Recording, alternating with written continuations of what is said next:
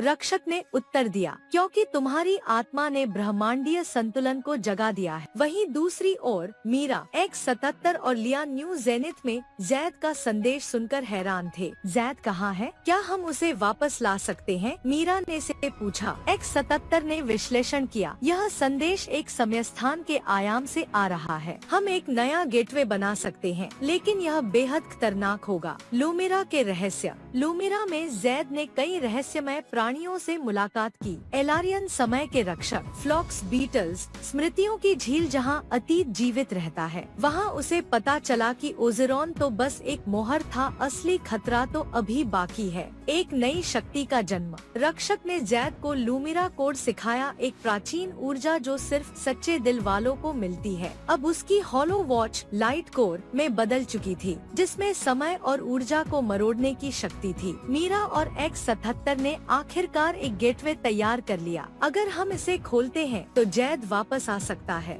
लिया रुकी, लेकिन अगर वाइड वेकनर जाग गया तो? मीरा ने दृढ़ता से कहा, जैद को वापस लाना ही हमारी एकमात्र आशा है। हम मिलकर हर खतरे का सामना करेंगे। गेटवे खुल गया। नीली रोशनी से पूरा आकाश जगमगा उठा। जैद ने लूमिरा से छलांग लगाई, वापस आ रहा था। अंतिम अध्याय, एक नई सुबह का वादा।